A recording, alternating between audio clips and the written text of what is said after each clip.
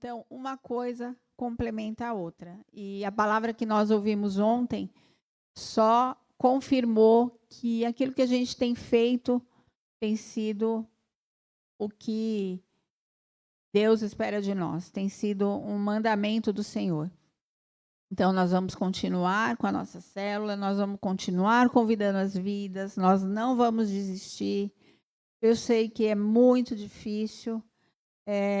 Eu lembro que eu fui convidada para ir para a igreja muitas vezes. Muitas.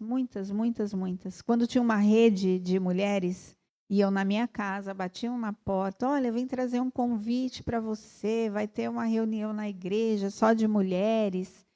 E você é a nossa convidada. E eu falava, tá bom, obrigado, tal. Quando a pessoa ia embora, eu falava, eu não vou. E resisti várias vezes a vários convites. E hoje eu entendo que o que me impedia de ir era algo que estava sendo movido no reino do Espírito. Não era nada que eu pudesse ver. Mas espiritualmente existiam cadeias, existiam amarras que me impediam de ir. E Deus, ele é tão maravilhoso que ele conseguiu me restaurar, conseguiu me transformar. E hoje eu estou aqui, levando a palavra de Deus para outras pessoas que precisam, que necessitam, às vezes, de uma orientação, de um acolhimento, né, de um cuidado. E assim como ele fez na minha vida, eu creio que ele pode fazer na vida de qualquer pessoa, basta a gente estar dispostos. Amém? Então, que nós possamos ter um culto abençoado hoje, que Deus possa usar grandemente a vida do pastor Paulo para transmitir essa palavra. Amém. Graça e paz, todos estão nos acompanhando, a partir de agora também pela internet. Deus, ele possa falar ao nosso coração nesta noite. Amém? Bem, hoje nós celebramos a festa de Pentecostes. Essa festa é uma festa muito importante para nós como igreja, porque ela nos lembra, ou nela nós comemoramos o início da história da igreja. Hein? Gostaria que você abrisse aí a sua Bíblia, livro de Atos dos Apóstolos, capítulo 1, verso 8. Atos 1, verso 8.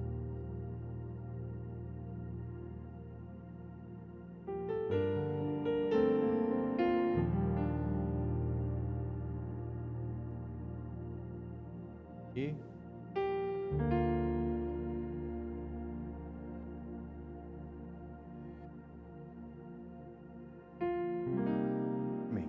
Vou lendo aqui. Bem.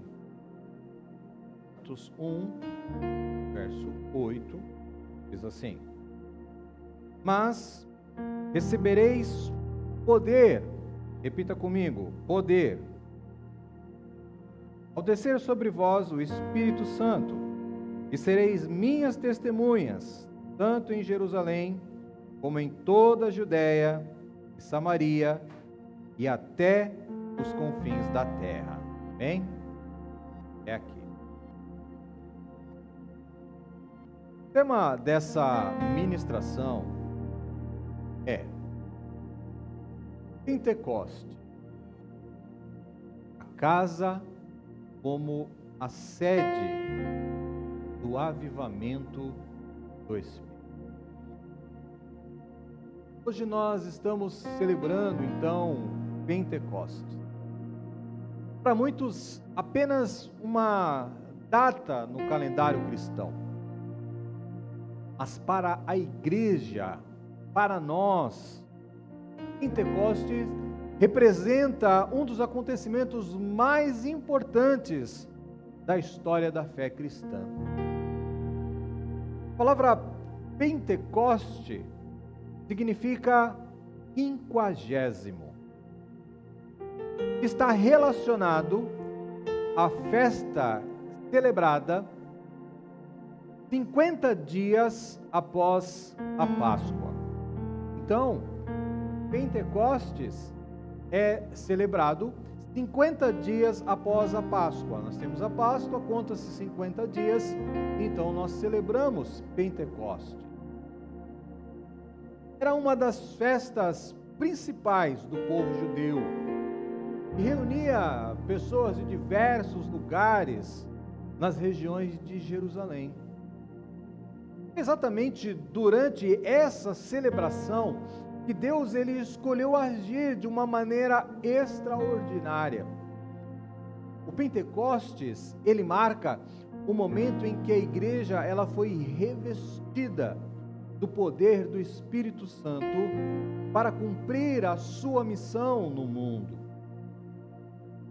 E a cruz de Cristo, ela revela o amor de Deus. A ressurreição revela a vitória de Cristo sobre a morte. Pentecostes revela a capacitação divina para que a igreja cumpra o propósito pela qual ela foi chamada. Bem, por isso, quando nós falamos de Pentecostes, nós não estamos falando apenas de um acontecimento histórico que aconteceu há mais de 2000 anos atrás. Estamos falando de um marco que mudou para sempre a história da humanidade. Foi a partir daquele momento que o Evangelho ele começou a se espalhar com poder. Que homens comuns passaram a realizar uma missão extraordinária e que a igreja ela sai dos limites de Jerusalém para poder alcançar o mundo inteiro. E talvez seja por isso que Pentecostes ele tenha tanto a nos ensinar até os dias de hoje. Nós também estamos vivendo um período muito especial como igreja. Estamos vivendo um período da qual nós estamos celebrando, então nós estamos aí em um projeto especial de crescimento e de multiplicação.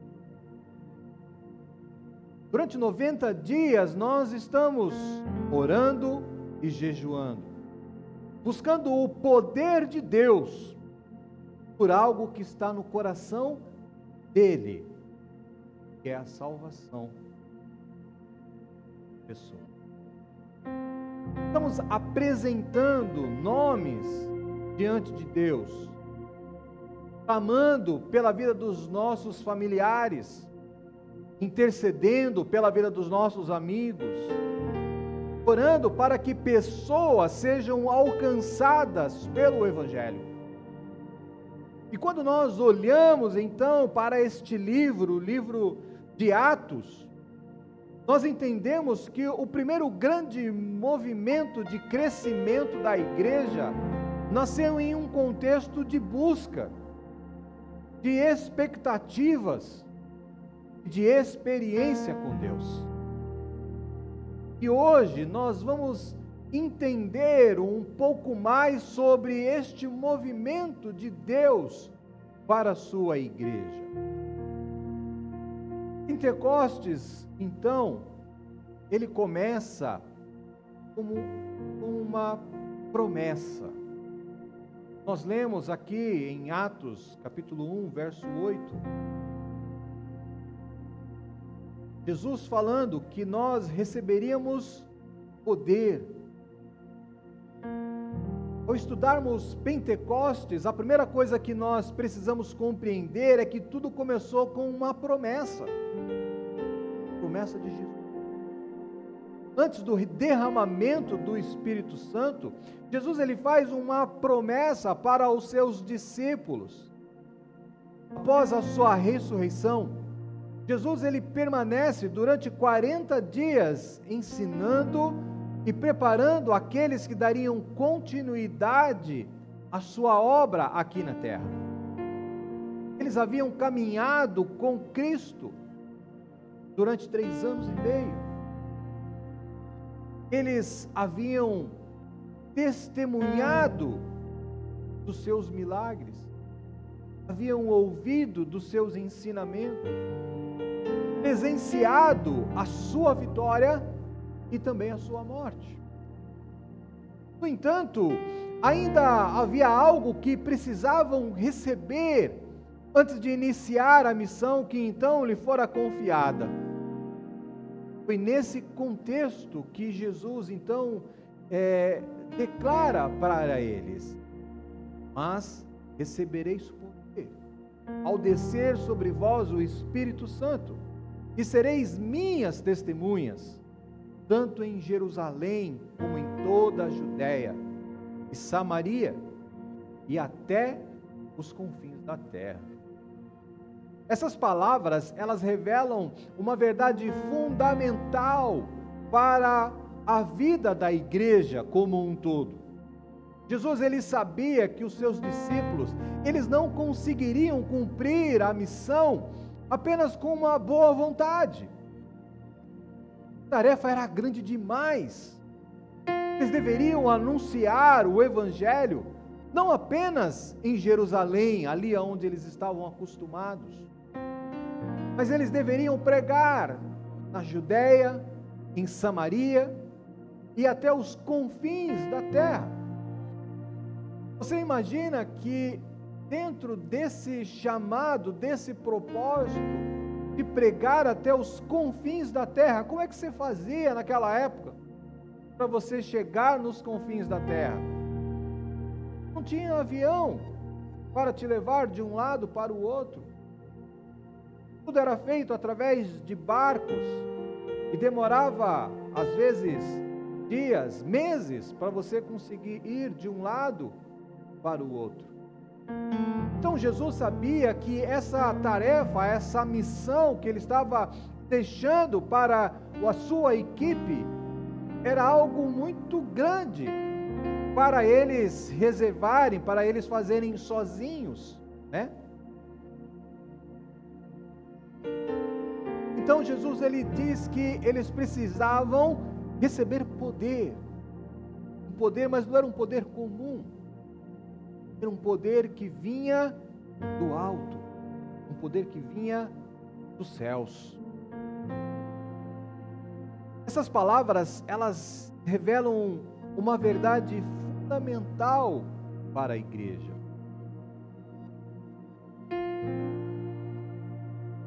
Por isso, Jesus, ele não promete para aqueles homens riqueza.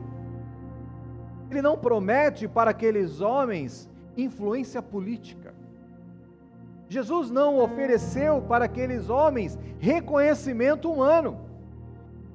Jesus lhes prometeu poder. Isso que Jesus está prometendo. Mas que poder era esse então? Quando nós ouvimos falar esta palavra, poder, automaticamente que nós pensamos em milagres, em sinais, né? Em manifestações sobrenaturais. Embora o Espírito Santo realmente ele opere de maneira sobrenatural, o foco aqui em Atos 1:8 está em outro lugar. O próprio Jesus, ele explica para que esse poder seria dado para eles. Jesus fala assim: recebereis poder, ser-me-eis testemunho. O propósito desse poder de Jesus era de transformar aqueles discípulos em testemunhas. O propósito do poder era transformar essas pessoas em discípulos que iriam testemunhar do amor dele, daquilo que eles viveram, daquilo que eles vivenciaram. Então o poder era a capacitação divina para anunciar a Jesus. Esse poder era a coragem para falar quando o medo tentasse calá-los. Esse poder era a ousadia para proclamar o Evangelho diante da oposição. Era a ação sobrenatural de Deus, capacitando homens comuns, como eu, como você, a realizarem uma missão sobrenatural. Essa capacitação, então, quando fala que Ele nos dá poder para falar, mesmo quando o medo Ele tente nos calar. Então nós recebemos esse poder. Esse poder que Jesus dá, ele está em mim, está em você. E Ele pode agir, Ele pode operar na sua vida, mesmo quando você tem medo. Você só precisa fazer uma coisa: abrir a sua boca. Se você não abrir a sua boca, sinto muito, não tem como esse poder ser emanado da sua vida. Você precisa abrir a sua boca. A partir do momento que você abre a sua boca, a Bíblia fala que o Espírito Santo, ele fala através de você. Então, até aquele momento, aqueles homens conheciam a Jesus, mas ainda precisavam de uma ação do Espírito Santo para comunicar esta mensagem ao mundo de uma forma eficiente. E os acontecimentos que seguiram adiante comprovam isso. Se a gente analisar aqui Pedro, o apóstolo Pedro, que em poucas semanas antes ele havia negado a Jesus porque ele tinha medo. Agora este homem, ele se levanta diante de uma multidão e ele proclama o Evangelho com autoridade. O resultado não foi apenas um sermão bem elaborado, não foi isso que ele fez. O resultado foi a conversão de cerca de 3.000 homens em um único dia. Olha só. Se a gente fizer um cálculo, chamando a nossa realidade, para a gente mais ou menos ter ideia. Lá eles eram, a Bíblia fala que no dia do Pentecostes, estavam reunidos cerca de 120 pessoas. E ali Pedro prega às pessoas. Olha, uma única ministração, 3.000. Vamos fazer um cálculo matemático rápido. 120, 3.000 pessoas. Ok? Vou colocar a nossa realidade. Menos, 12. Se a gente tirar o zero, fica 12, né? Se de 3.000 a gente cortar um zero,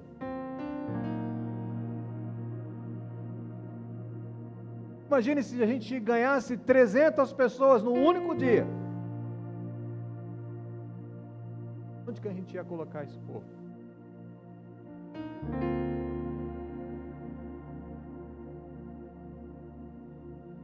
Mas percebam que isso não foi a ação de um homem.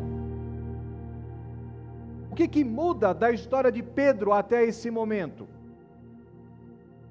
O poder do Espírito Santo que veio sobre ele. Foi isso que fez toda a diferença.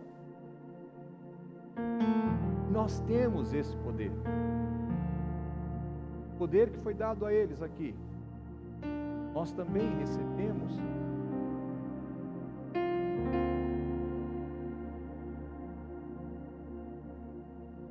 Isso nos mostra que o verdadeiro poder do Espírito Santo, ele não tem a finalidade de exaltar a figura de um homem, mas de glorificar a Deus e alcançar. Alguns dias atrás, nós iniciamos esse projeto de crescimento, multiplicação. Durante 90 dias, estamos dando, buscando o poder de Deus para a conversão de vida.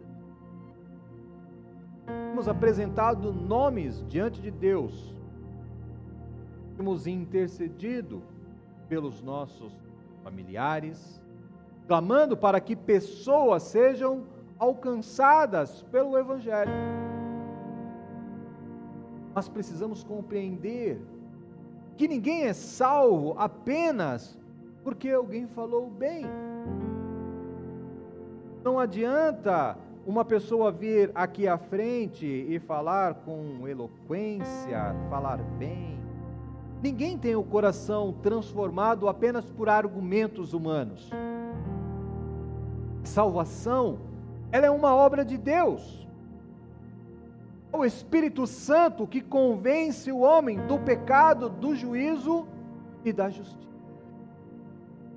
É Ele que toca nos corações e que conduz a pessoa até Jesus Cristo.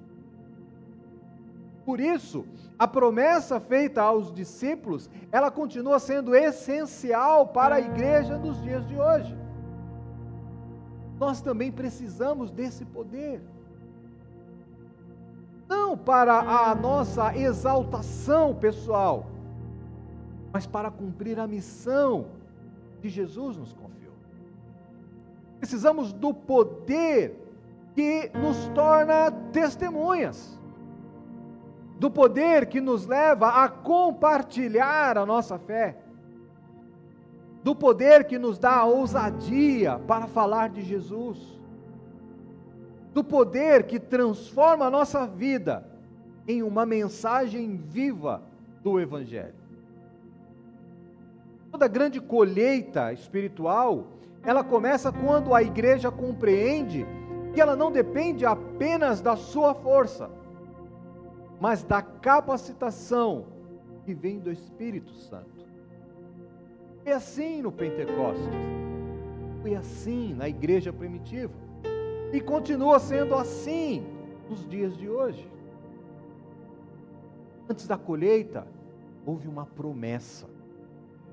E a promessa era que Deus daria à sua igreja tudo aquilo que ela precisava para cumprir a missão de ganhar vidas para Cristo.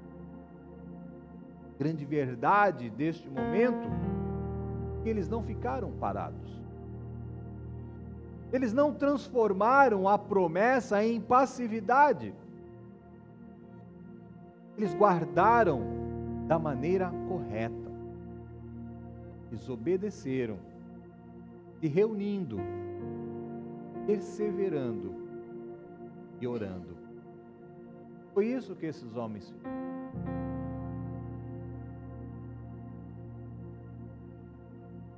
Preparação de Pentecostes. Atos 1, versículos 12 até o versículo 14, diz assim: Então, voltaram para Jerusalém, do monte chamado Olival, que dista daquela cidade, tanto como a jornada de um sábado. Quando ali entraram, subiram para o cenáculo, onde se reuniam Pedro, João, Tiago, André, Felipe, Tomé, Bartolomeu, Mateus, Tiago, filho de Alfeu, Simão, o Zelote, e Judas, filho de Tiago. Todos esses, eles perseveravam unanimemente em oração, com as mulheres, com Maria, mãe de Jesus, e com os irmãos dele.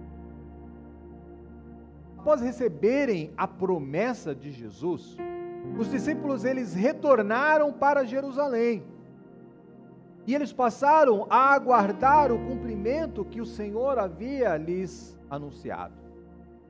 Eles sabiam que Deus ele faria algo extraordinário, mas eles não sabiam que isso ia acontecer. Havia uma promessa, mas ainda não havia o seu cumprimento. Por isso eles permaneceram reunidos em um cenáculo. O que era o cenáculo? Era um aposento, localizado no andar superior de uma casa. Ontem nós ouvimos a apóstola Cláudia falando a respeito disso. O cenáculo, então, ele não era um templo. Cenáculo não é uma igreja, né? Não é um espaço religioso. O cenáculo era uma grande sala, construída no andar superior de uma casa, geralmente utilizada para receber visitas, realizar refeições especiais ou promover reuniões familiares. Era um ambiente de comunhão, de privacidade e de convivência. Embora simples, quando comparado à grandiosidade de um templo, foi exatamente nesse lugar que Deus escolheu para preparar a sua vida. E aí eu fui pesquisar, eu fui procurar uma imagem para mostrar para vocês como que era, então, o cenáculo, né? Vou pedir para o Lucas colocar. Vou apagar a luz aqui, senão... Apaga essa luz também, Lucas. Vocês conseguem ver? Vou puxar o púlpito para o lado aqui um pouquinho. Esse era o cenáculo daquela época, tá vendo? Não tinha sofá, era almofadas, tá vendo? No chão. As janelas eram estreitas, tá vendo? Janelas pequenas, apenas para ventilação e iluminação. As lâmpadas de azeite, que era uma iluminação comum naquela época. Existiam nichos nas paredes para colocar objetos e lâmpadas. Uma mesa aqui rente ao chão, que era um espaço amplo, onde eles promoviam as suas refeições. Tapetes e almofadas, porque as pessoas sentavam no chão naquela época, não existia o sofá ainda. Tá? Então, está aqui embaixo as características do cenáculo. Localizado no andar superior de uma casa, utilizado para reuniões, celebrações e ensinamentos. Um ambiente reservado, seguro e apropriado para encontros. A estimativa, né, desse cenáculo que nós estamos falando é algo em torno de 100 a 120 pessoas assentadas no chão. Esse lugar possivelmente foi o mesmo lugar da última ceia que Jesus celebrou com os seus 12, né? Aqui então a porta que dava acesso à área externa, né? E aqui embaixo um modelo de uma casa com um cenáculo, tá vendo? Então, olha só, a casa típica de Jerusalém nesse século I era assim: no andar térreo era a casa. Então, embaixo era a casa, onde tinha os quartos, a cozinha, né? E na parte de cima existia um acesso que era independente da casa, para que quando as pessoas fossem ao cenáculo, não tivesse que passar por dentro da casa das outras pessoas. Então, tinha uma escada e as pessoas subiam e tinham acesso até o cenáculo. Tá vendo? As janelas, ó, a porta. Então, isso é o cenáculo. Esse é o espaço. Se a gente pudesse viajar no tempo, né? Isso aqui é uma réplica através da inteligência artificial do que seria mais próximo da realidade. Então é quase como se nós estivéssemos olhando verdadeiramente para o lugar onde aconteceu isso. Então esse aqui era o cenáculo. Hein? Vou voltar aqui.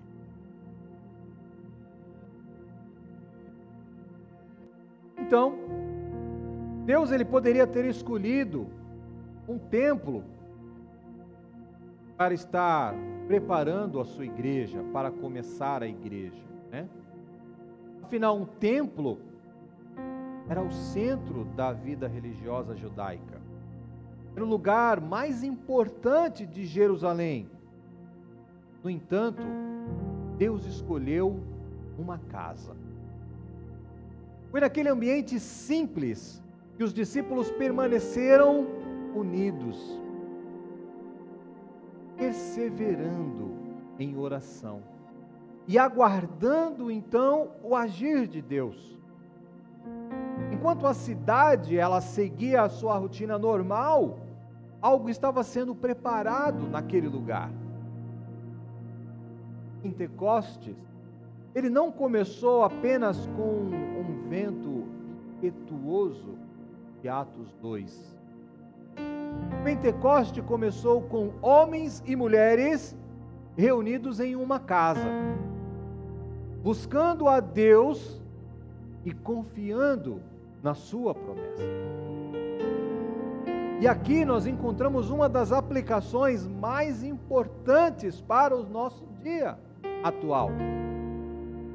O cenáculo era uma casa que havia sido disponibilizada para Deus. Alguém abriu as portas daquele lugar para que os discípulos pudessem se reunir, para estar orando ali e aguardando o cumprimento dessa promessa.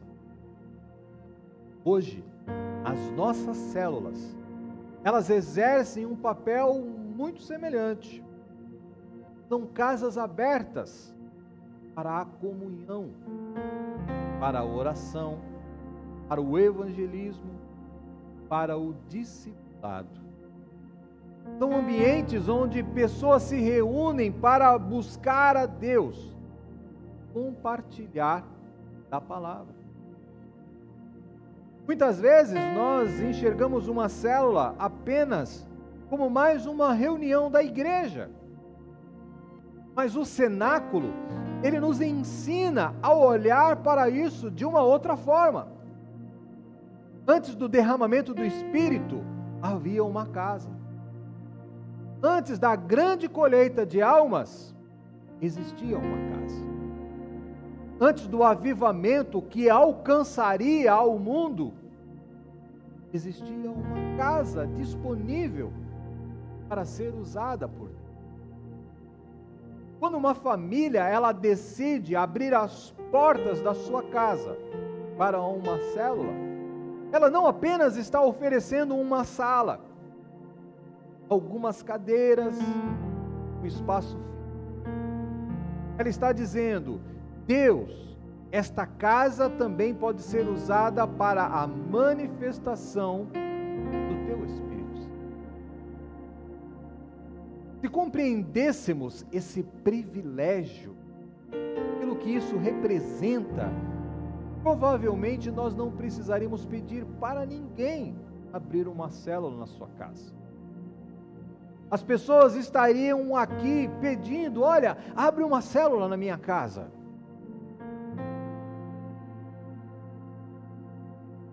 Afinal, que honra maior poderia existir de um lar tornar-se um lugar onde vidas são alcançadas, onde famílias são restauradas, pessoas têm um encontro com Deus.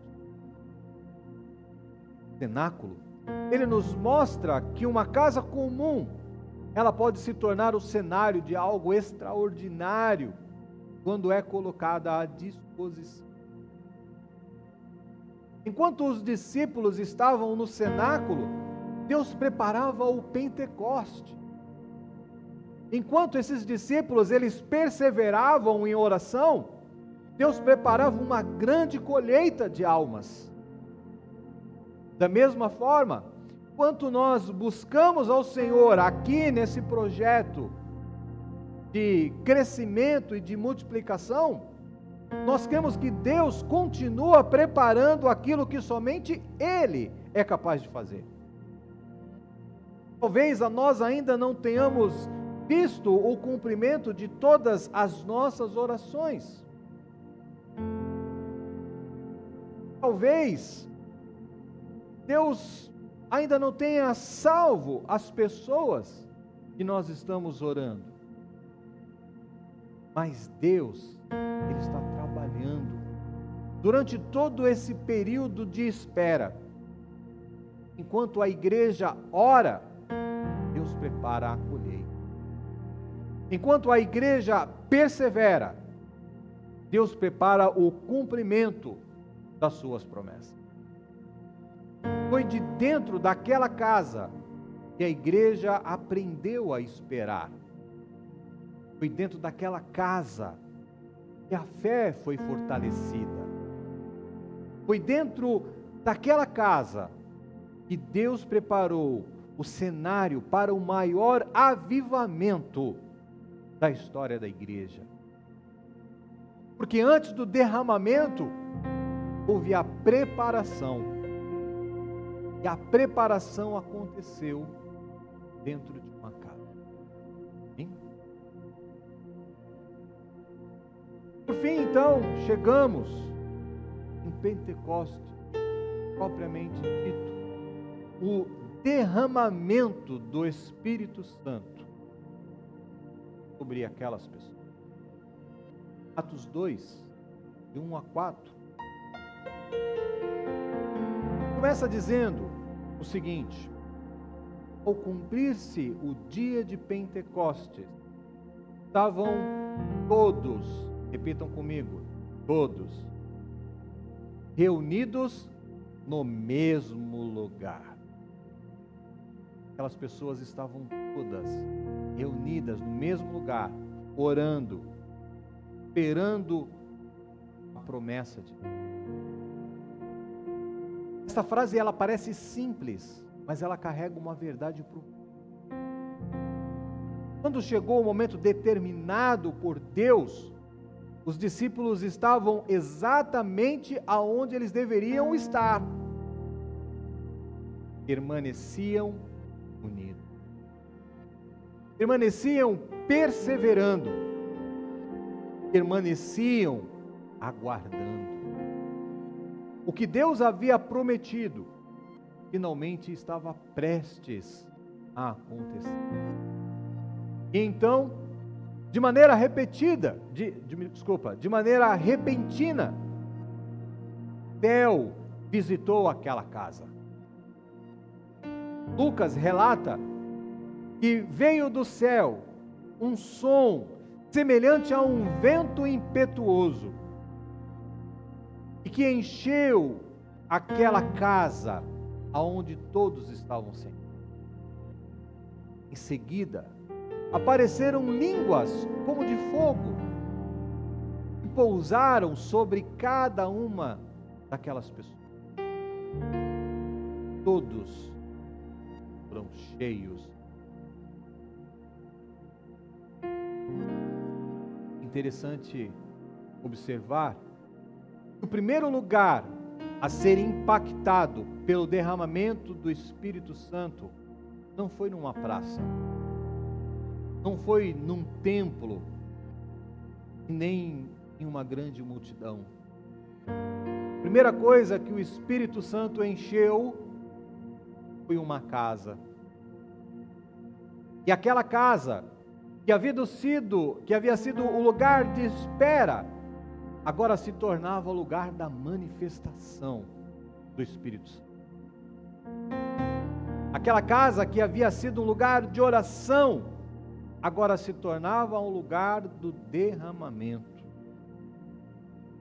Aquela casa que tinha sido o lugar da preparação, agora se torna o lugar do avivamento.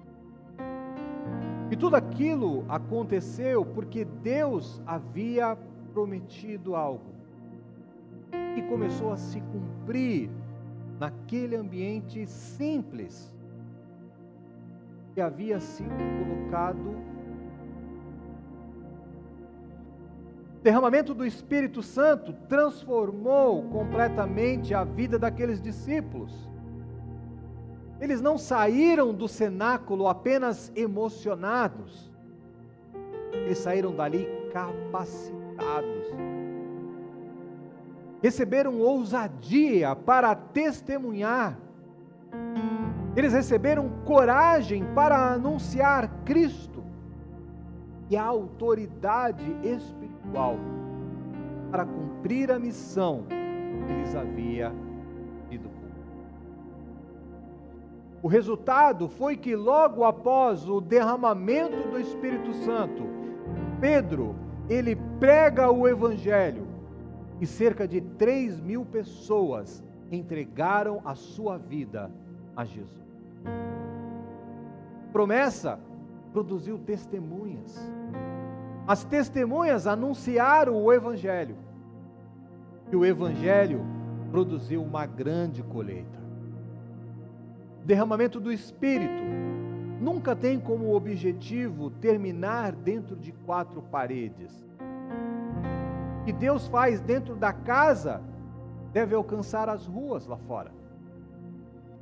O que Deus faz no cenáculo deve alcançar a cidade. O que Deus faz na igreja deve alcançar aqueles que ainda não conhecem a Jesus.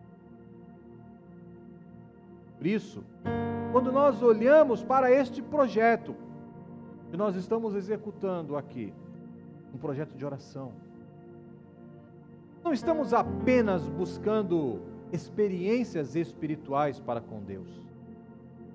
Nós estamos buscando exatamente aquilo que aconteceu em Atos.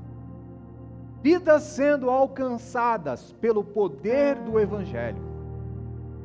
Estamos orando por pessoas. Estamos jejuando por pessoas. Estamos abrindo as nossas casas para receber pessoas. Estamos preparando o terreno para que vidas sejam alcançadas por Jesus. Pentecostes nos ensina que Deus continua agindo quando encontra um povo que leva a sua promessa a sério. O mesmo Deus que derramou o seu Espírito naquele cenáculo, Ele continua capacitando a sua igreja para cumprir a sua missão. A história de Pentecostes começou em uma casa, mas não terminou nela. O avivamento saiu do cenáculo, alcançou Jerusalém, alcançou a Judéia, alcançou Samaria, chegou até aqui, onde nós estamos. E tudo aconteceu, e tudo começou, porque algumas pessoas acreditaram na promessa, se prepararam para receber esta promessa, abriram um espaço para que Deus realizasse aquilo que Ele havia prometido. Hoje, ao celebrarmos Pentecostes, nós aprendemos que o agir de Deus, ele segue um princípio muito claro. Primeiro vem a promessa, depois a preparação, por fim, derramamento. Os discípulos confiaram na palavra de Jesus, permaneceram unidos em oração e aguardaram o tempo de Deus. Foi dentro de uma casa, em um simples cenáculo, que o Espírito Santo foi derramado. Que a igreja iniciou a sua missão no mundo. Hoje, enquanto nós vivemos esse projeto de crescimento e de multiplicação, nós somos lembrados Deus continua procurando pessoas dispostas a crer em suas promessas, a se preparar em oração e colocar as suas vidas e também os seus lares à disposição da sua obra. Talvez ainda não estejamos vendo todas as respostas para a qual nós estamos orando, mas o cenáculo nos ensina que Deus trabalha durante o período de espera. Enquanto a igreja ora, Deus prepara a colheita. Que o Senhor nos encontre entre nós, homens e mulheres, que creiam na sua promessa. Famílias que abram as suas casas para que a sua obra em uma igreja disposta a ser usada para alcançar vida. Porque Pentecostes começou em uma casa e ainda hoje Deus continua usando casas para transformar histórias e expandir